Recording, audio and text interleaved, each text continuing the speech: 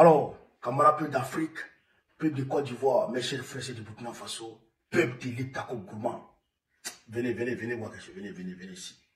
Alors, on dit ici que des terreaux en provenance du Burkina Faso et du Niger auraient été arrêtés par les militaires ivoiriens.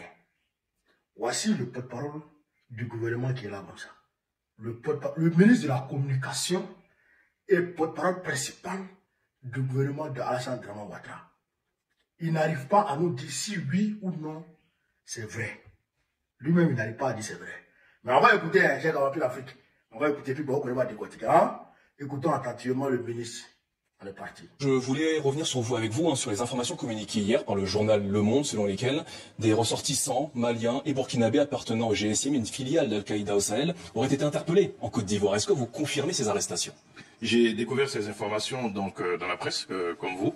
Je ne peux les confirmer, mais ce que je peux dire, c'est que nos services de sécurité travaillent. Ces arrestations ne sont pas nouvelles.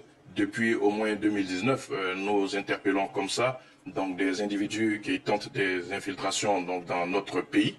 Nos forces de sécurité aujourd'hui sont aguerries et savent anticiper. Les services de renseignement travaillent et donc je ne serais pas du tout surpris que cette information soit avérée. Vous devez savoir que nous avons connu quand même 3 attaques terroristes. Justement, monsieur le ministre, oui. Quel est l'état, quel est le niveau de la menace? Non, ça, laisse ça. Nous, on n'a pas le temps. Camarades d'Afrique, vous avez écouté le ministre. Hein? C'est le ministre de la Communication de la Côte d'Ivoire. Porte-parole principal du gouvernement de Alassane Dramane Ouattara. Il a quitté Abidjan, il est allé à Paris et on l'a invité sur le plateau. Donc, naturellement, il doit savoir qu'on doit lui poser cette question. Alors, si tu sais qu'on doit te poser cette question, il faut chercher à comprendre si c'est vrai ou c'est faux. Donc, il faut dire que déjà, nous, on se dit qu'il a déjà appelé le ministre de la Défense télébrément pour voir si c'est vrai ou si c'est faux. Mais si, malgré tout ça, tu n'arrives pas à nous dire si c'est vrai ou c'est faux, c'est qu'il y a un problème. Mais si le ministre de la Communication, le porte-parole du gouvernement, n'arrive pas à nous dire si une information est avérée ou pas, mais ça devient problématique. Mais c'est qu'on vit dans l'anarchie totale. On vit dans un monde où chacun peut dire ce qu'il veut. Chers camarades d'Afrique, est-ce que les forces de défense et de sécurité de Côte d'Ivoire ont arrêté des terroristes qui appartiennent au GSM et qui venaient du Burkina Faso et du Mali pour rentrer en Côte d'Ivoire? Est-ce que c'est vrai? C'est une question. Mais le gars ne pas dire si c'est vrai ou c'est faux. Parce que c'est faux. Parce que c'est faux. Il n'y a jamais de terroriste qui a été arrêté en Côte d'Ivoire. Surtout appartenant au GSM. C'est faux. Pourquoi c'est faux, chers camarades d'Afrique? On va ici écouter Wassim Nas, l'ami des terreaux, l'ami intime des terreaux. Wassim Nas, il connaît les enfants des terreaux, il connaît les femmes des terreaux, il connaît les villages des terreaux. C'est-à-dire qu'il parle toutes les langues que les terreaux parlent. Wassim Nas, c'est un terreau, c'est le terreau le plus professionnel du monde. Le porte-parole des terreaux. On va l'écouter ici, Wassim Nas, le porte-parole des terreaux. Wassim Nas, chers camarades d'Afrique, on est parti à Wassim Nas. Le nord, Côte d'Ivoire, Burkina Faso, c'est il s'évite. Donc on sait que les djihadistes recrutent des Ivoiriens dans le rang, peut-être pour les renvoyer chez eux. On ne sait pas encore comment ça va s'articuler. On sait qu'ils vont parfois faire leurs courses en Côte d'Ivoire, de l'autre côté de la frontière. Mais les forces armées et les djihadistes s'évitent dans cette zone-là pour le moment. Les forces armées et les djihadistes s'évitent. Les forces armées et les djihadistes s'évitent dans cette zone-là. Les terroristes vont en Côte d'Ivoire, recrutent dans leur rang, ils vont faire leurs courses en Côte d'Ivoire et ils reviennent au Burkina Faso. Voilà Wassim Nas qui dit ça. Depuis Wassim Nas a dit ça là, il n'y a pas eu de démenti. Il n'y a pas eu de démenti, ni du côté de la Côte d'Ivoire, ni du côté de la... Il n'y a pas eu de démenti, ça là. Depuis Wassim Nas a dit ça, il n'y a pas eu de démenti. Mieux, sur le terrain, vous avez vu le capitaine Panthère. Panthère était de l'autre côté la dernière fois, il a dit la vérité. Il dit que les terroristes n'ont pas le même traitement vis-à-vis des Burkinabés et des Ivoiriens. C'est-à-dire, voici la frontière. Hein. Voici la frontière. Voici la Côte d'Ivoire, voici le Burkina. Les Ivoiriens marchent le long de la frontière. Les terroristes ne les touchent pas. Les Burkinabés qui marchent, ils les attaquent.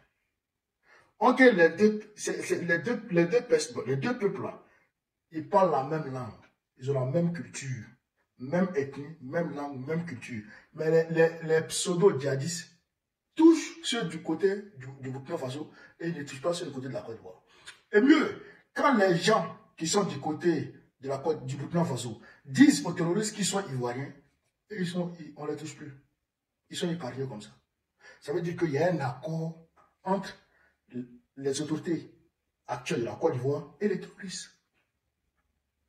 Mais c'est un gros, c'est-à-dire que c'est une bombe à retardement qui va forcément éclater sur la tête des Ivoiriens. C'est une bombe à retardement qu'Alassane Ouattara nous réserve. Vous comprenez ça? Ça là, c'est une bombe à retardement. Ça va péter, qu'on le veut ou non, ça va péter. Que dès que le diamant tombe, la bombe là, ça va péter. Les terroristes vont nous attaquer. Ils vont nous attaquer.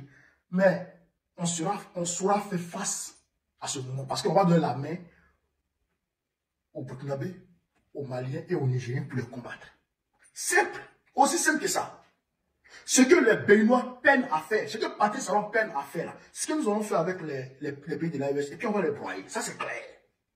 Maintenant, pourquoi ils nous envoient cette poudre de pimpin dans nos yeux? Pourquoi ils nous envoient cet écran de fumée dans nos yeux? Comme quoi des terroristes se seraient fait arrêter par des militaires ivoiriens alors que c'est faux.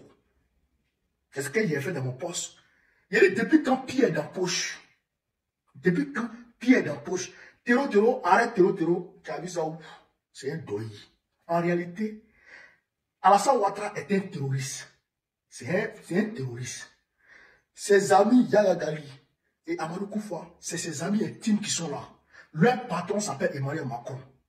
Je répète, Alassane Ouattara est terroriste au même titre que Amadou Koufa et même titre que Yaya Gali. Et Macron est leur patron. C'est Macron qui leur donne les ordres. Donc, comment les éléments d'Alassane Ouattara vont attraper les éléments de Yaya Gali? C'est qu'il y a mésentente, c'est qu'il y a quelque chose qui ne va pas. Mais quand c'est comme ça, là, Macron va très rapidement intervenir. La preuve en est que quand Bazoum était là, il y a des terroristes qui ont été libérés devant tout le monde. Les terroristes ont été libérés, Bazoum, Macron, sur injonction de Macron, Bazoum a fait libérer des terroristes. Donc, dans on va avoir des terroristes, c'est deuil. En réalité, c'est pour nous enfumer. Nous, comme on l'a attrapé leur main dans le sac, comme il y a une purge qui n'était pas son nom, qui est en train de se faire aujourd'hui au niveau du Burkina Faso, les terroristes qui sont ici et là dans nos villages, dans nos quartiers, sont en train d'être pourchassés. C'est-à-dire qu'il y a un gros filet, chez le pays d'Afrique, de ratissage qui a été établi au niveau national du Burkina Faso pour prendre tous les Wawaro, tous les espions, tous les terroristes cachés ici et là, toutes les cellules dormantes là. Donc, il faut que la Côte d'Ivoire aussi fasse genre, elle aussi, elle est compatissante envers le Burkina Faso. Elle aussi, elle attrape aussi les terroristes de son côté. Ok, en réalité, les terroristes viennent de là-bas. Vous pouvez attaquer le Burkina Faso et le Mali. Alors, pour ne pas qu'on dise que les terroristes sont venus du Burkina Faso, du Mali, de la Côte d'Ivoire, pour ne pas qu'on dise que des mercenaires sont venus de la Côte d'Ivoire, pour ne pas qu'on dise ça, et pour ne pas qu'on dise que ceux qui sont ici déjà au Burkina Faso travaillent sous les ordres directs de la Côte d'Ivoire. Donc, il faut qu'eux aussi, ils gesticulent. Ils gesticulent. Vous pouvez croire aux gens qu'eux aussi, ils sont confrontés à ce problème des terroristes. Et d'ailleurs, eux-mêmes, ils ont attrapé des terroristes, ils les ont fait prisonniers. Mais montrez-les-nous. Montrez-les-nous. Pourquoi c'est le média Le Monde qui parle de ça? Pourquoi ce n'est pas nos médias nationaux qui en parlent? Et pourquoi le ministre de la Communication n'est pas capable de confirmer ça? C'est faux. C'est faux. C'est un écran de fumée. En réalité, chers camarades, il faut que je vous dise ça. En réalité, l'objectif de l'impérialiste est clair.